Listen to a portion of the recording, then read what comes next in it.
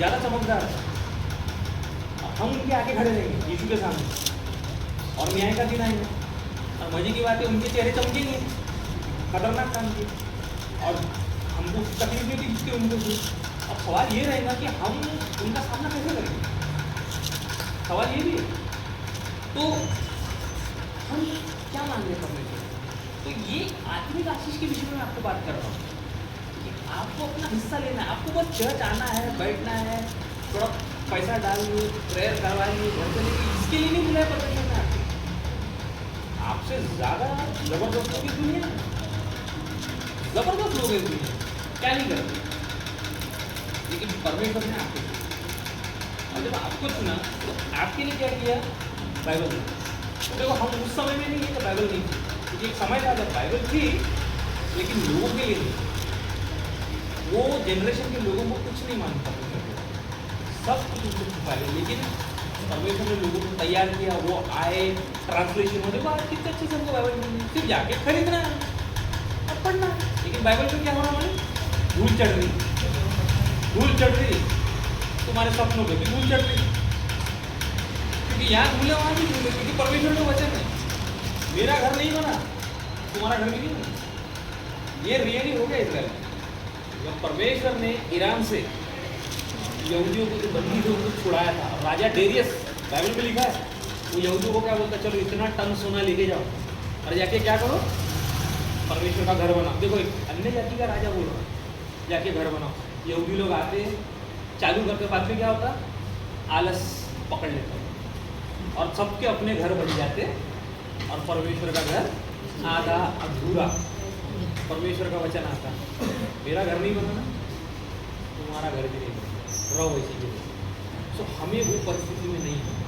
Please, ये थोड़ी शारीरिक चीज़ है। बाइबल अगर आपकी बहुत साफ है, वो साफ सुथरी है या जैसी भी है, प्रभु के जो सेवक है ना, वो आपकी बाइबल देख के आपके बारे में बता देते हैं। आपकी बाइबल देख के आपके बारे में बताया जाता है। ये मेरे को मालूम नहीं था, लेकिन बाद में पता चला बाइबल देख के लोग कैसा पता करते हैं, ये साइकोलॉजी है इसमें। तो मैं एक छोटी सी बात बताऊँ, थोड़ा चुटकुला जैसे। एक प्रभु के सेवक है, एक प्रार्थना सभा में जाते हैं, एक घर में रखते हैं, और वो घर में क्या है, पास्टर को बोलते कि ये खाना है, सब बढ़िया खाना खाते हैं। और पास्टर साहब देखते हैं कि वहाँ पे एक चम्मच है छोटा सा, तो चम्मच जरा दिखाओ, तो वो चम्मच सोने का रहता है, गोल्ड का। पास्टर क्या करता, चम्मच रख सकता और घर निकल जाए। अब क्या होता है, दूसरे दिन ये सब देखते परिवार के लोग, और बोलते हैं तो पास्टर के हाथ में सब सोने का, ये तो गायब है। अब उनको लगता कैसे पूछे पास्टर साहब, और फाइनली पास्टर साहब घर पे आ जाते और वो बोलते हैं, मतलब ऐसा हुआ कि सोने का चम्मच गायब है। बोले आप थोड़ा प्रार्थना करें। पास्टर साहब ने पूछा, अच्छा आपने वचन पढ़ा है? हाँ बोले, हम तो बाइबल रोज पढ़ते हैं। अच्छा आज का वचन क्या पढ़ा? तो आपने वो वचन पढ़ा क्या, बाकी साथ किसी मांग को मिलेगा, पढ़ा क्या? हाँ बोले पढ़ा। नहीं बोले झूठ बोल रहे आप। बोले क्यों? क्योंकि सोने का चम्मच मैंने बाइबल में छुपाया है। तुमने बाइबल खोली थी नहीं, सोने का चम्मच मिल जाता।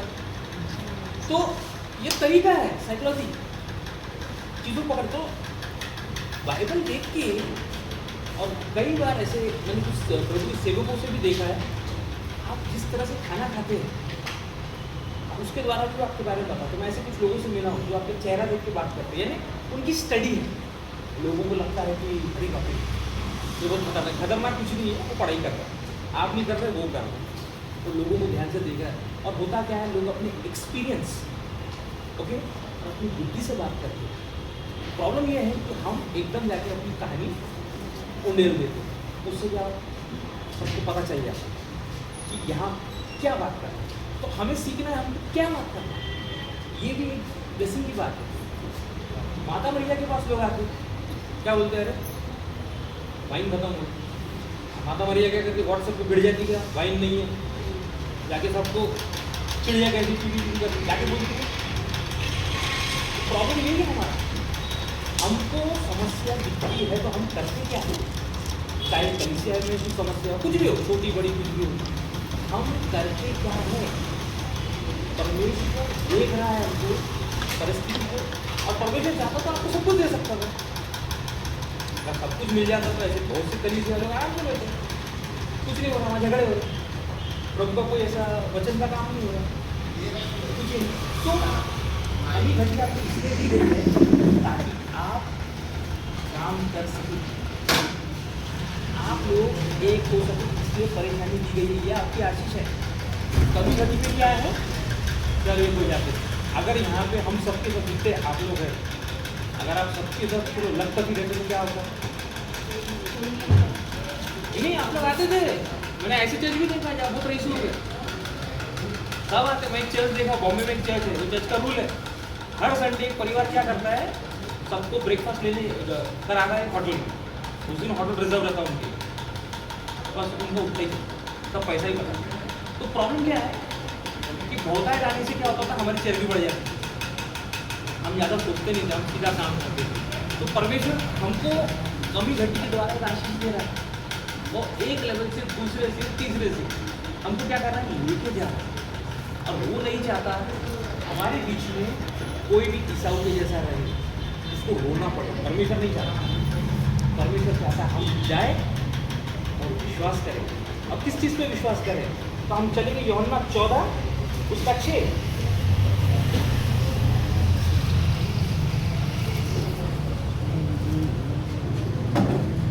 यीशु ने उनसे कहा, मार्ग सत्य और जीवन मैं हूँ, बिना मेरे द्वारा कोई पिता के पास नहीं पहुँच सकता।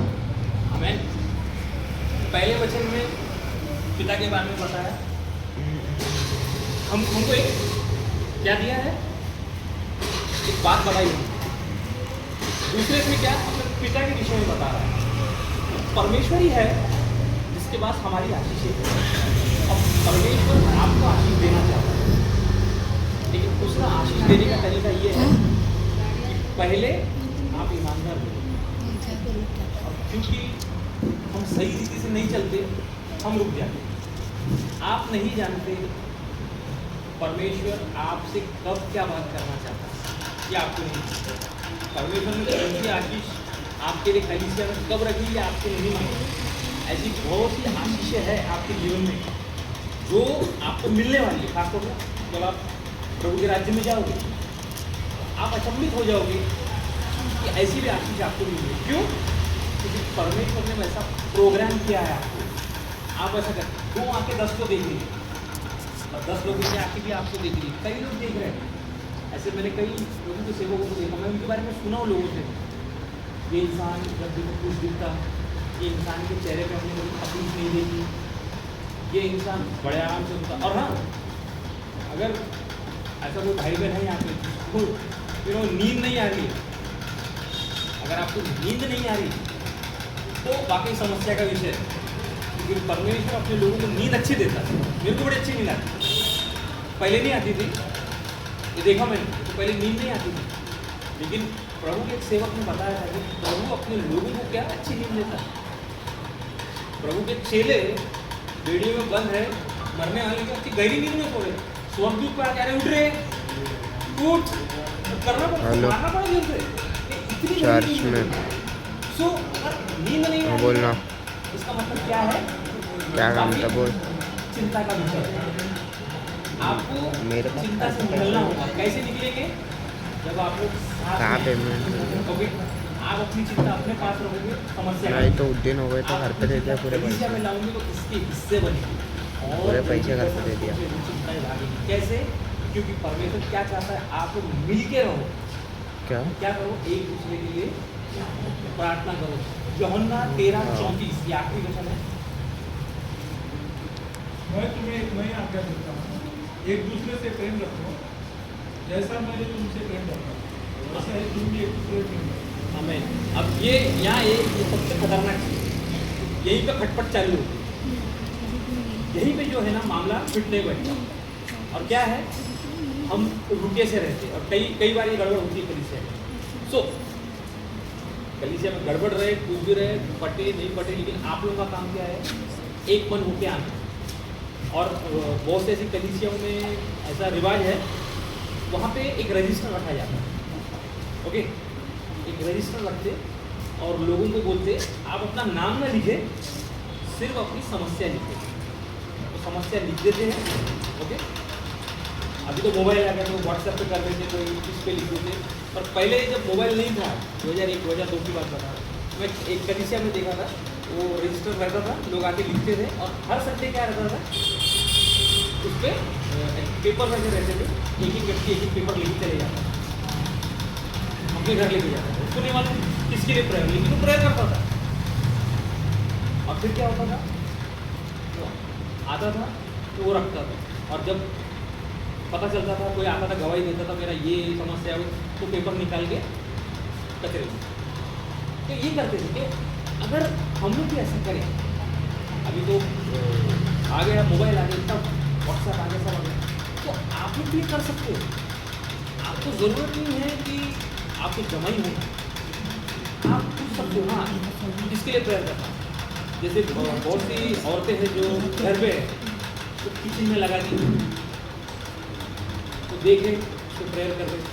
बहुत से पुरुष हैं जो आईने पे कबड़ पे लगा दी, याद आए उसके लिए प्रेयर की, और अपना चलिए। देखिए बहुत सी समस्या खत्म होना चालू होगी और आशीष आपके जीवन में आएगी। लेकिन लोगों को क्या लगता है कि मैं सिर्फ मैं खुश हूँ, मेरा गाड़ी घोड़ा बंगला, ये ऐसा नहीं। ये सिर्फ ये जो मैं बात बोल रहा हूँ, ये एक क्या बोलना चाहिए, स्टार्टिंग की बात करो, प्रीफेस बोलेंगे, सारांश बोलेंगे। अभी तो बहुत कुछ है, ये आशीषों की बात बहुत लंबी है, ये अंत तक खत्म नहीं होगी। लेकिन मैं इतना बोलना चाहता हूँ, अगर मन मुटाव है, ओके, एक दूसरे से मन मुटाव है, एक दूसरे को प्रेम नहीं है, तो प्रॉब्लम क्या होता, परमेश्वर काम नहीं कर पाता, पवित्र आत्मा काम नहीं कर पाता, क्योंकि आप लोग का मन नहीं होता, आप लोग पे क्षमा नहीं है, आप लोग में क्या है, गुस्सा है। और गुस्सा होने के कारण क्या, प्रभु की आत्मा काम नहीं करती। लेकिन मैं विश्वास करता हूँ कि आप लोग सब प्रार्थना करेंगे।